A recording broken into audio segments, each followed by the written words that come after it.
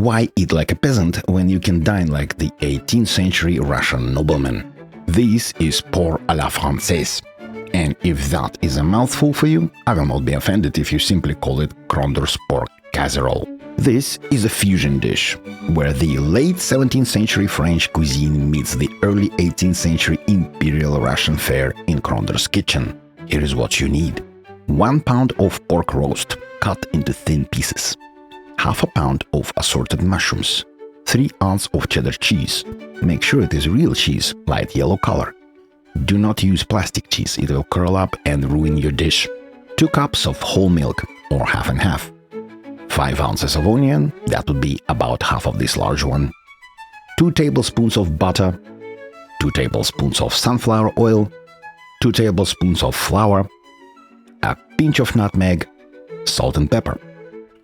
The old Russian proverb says, before you eat your meat, you've got to beat your meat.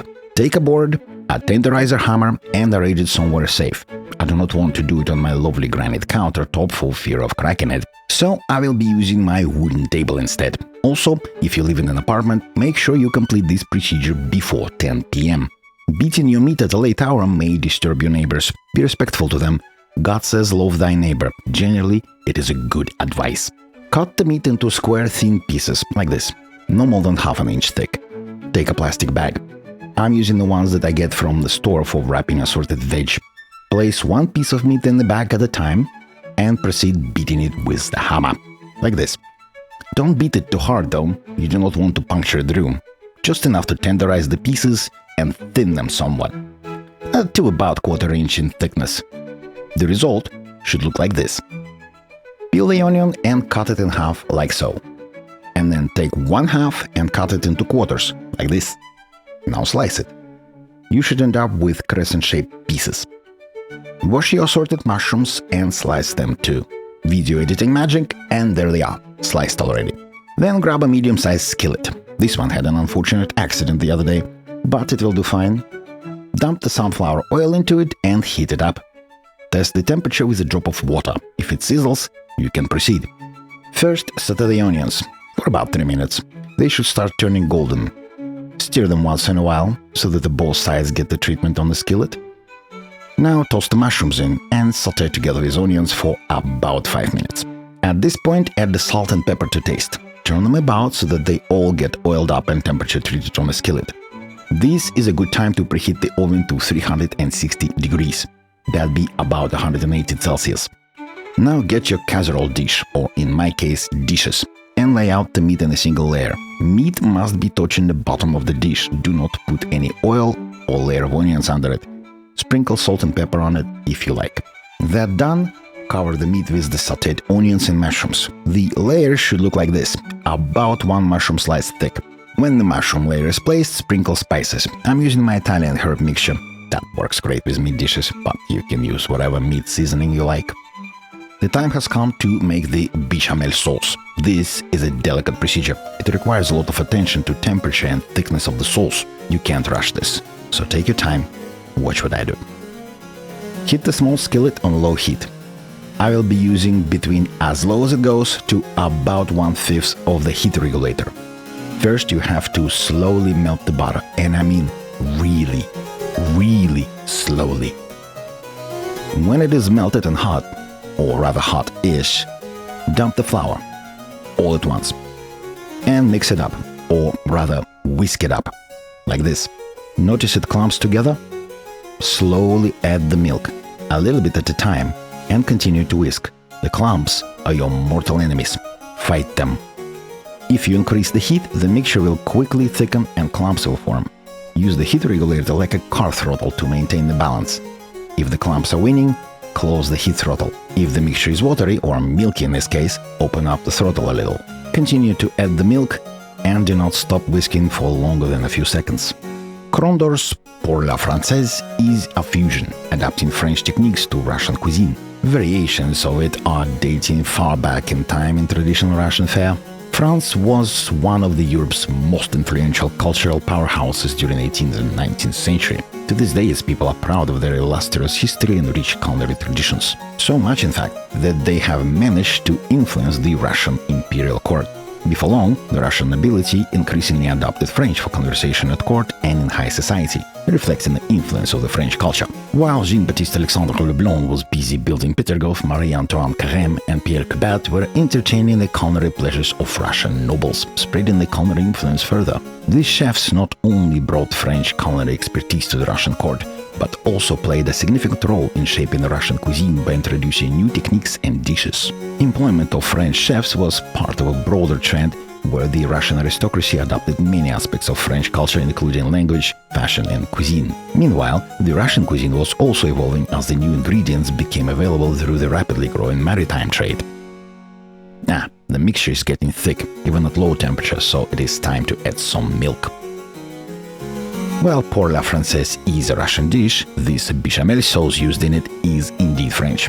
One of the mother sauces of the French cuisine, in fact. It dates back to the 17th century France.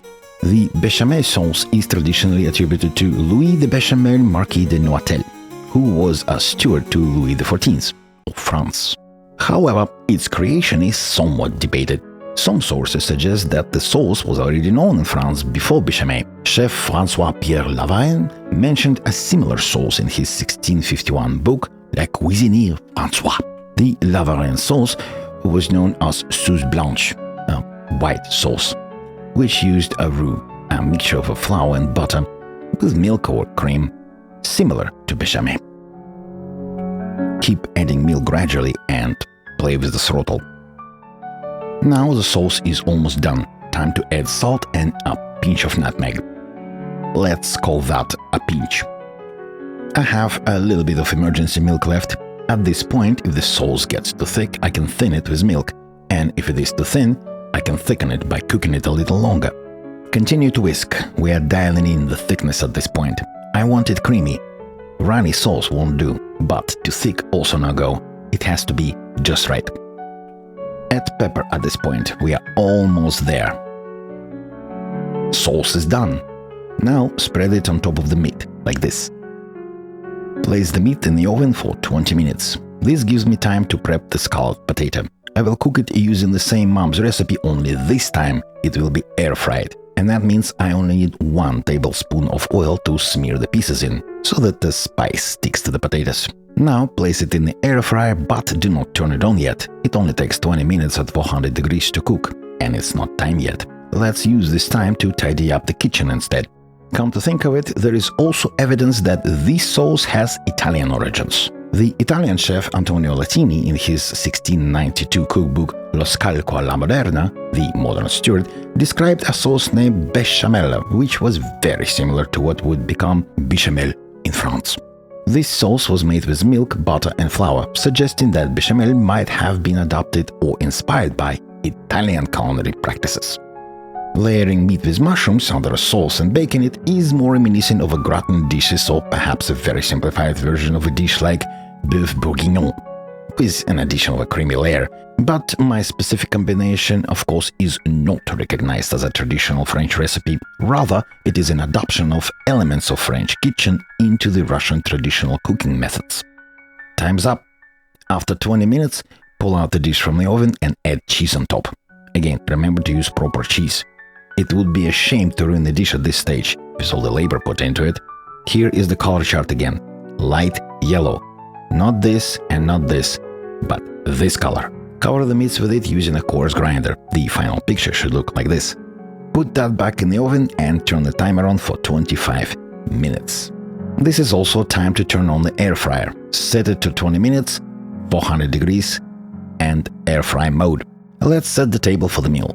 A small bowl of zaluk we did in the last video, veg salad with oil and balsamic vinegar. No Russian nobleman table is complete without some Alaskan red caviar. Here is our air-fried potato. Compare what this looks like to the same potato in the scalloped potato video. This one is perfect. A leaf to put my pork à la Française on, it looks better that way. And some real bakery bread. Few slices of cheese. Here's the dish.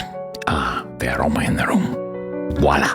Pork à la Française, coated with mushrooms and cheddar cheese, baked to perfection in a lovely bechamel sauce, served with red Alaskan caviar, a side of green salad, bakery bread, cheese, and a glass of wine. Carnivore's carnal pleasure of a culinary variety. a dinner worthy of a nobleman.